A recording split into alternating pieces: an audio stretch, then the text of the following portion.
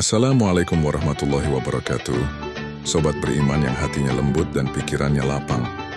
Kita sudah menyusuri jejak Zulkarnain dari barat hingga timur, sampai ke wilayah yang terlindung oleh dua gunung. Tapi kini, saatnya kita berhenti sejenak. Bukan untuk mengakhiri kisah, tapi untuk merenungi pesan agung yang ditinggalkan oleh seorang raja yang beriman ini. Zulkarnain tidak meninggalkan istana untuk dikenang. Ia juga tak membangun tugu peringatan atau meninggalkan mahkota emas.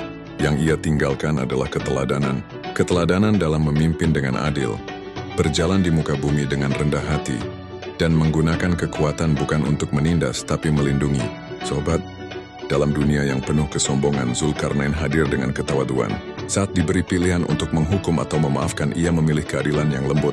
Saat diberi kekuasaan untuk menaklukkan, ia memilih menyebar kebaikan.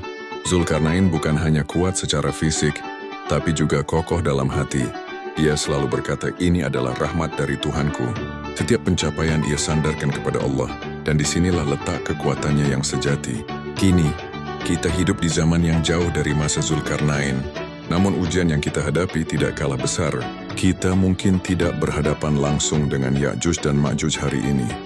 Tapi kita diuji dengan kemarahan, keserakahan, kedengkian, dan kemalasan. Apa yang bisa kita ambil dari kisah ini, sobat? Pertama, bahwa iman harus lebih tinggi dari kekuasaan. Kedua, bahwa ilmu dan hikmah adalah cahaya di setiap keputusan. Dan ketiga, bahwa semua yang kita punya hanyalah titipan dari Allah. Bukan untuk dibanggakan, tapi untuk dijaga dan digunakan sebaik-baiknya. Zulkarnain telah tiada, tapi kisahnya tetap hidup.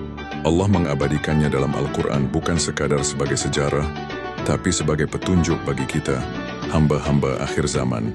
Masya Allah, luar biasa ya sobat. Semoga kisah ini menambah cahaya dalam hidupmu. Semoga hati kita semakin lembut dan dekat dengan Allah. Dan semoga kita bisa meneladani Zulkarnain, walau hanya sedikit demi sedikit.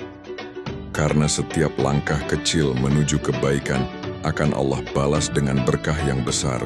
Sampai jumpa di kisah penuh hikmah berikutnya ya. Assalamualaikum warahmatullahi wabarakatuh.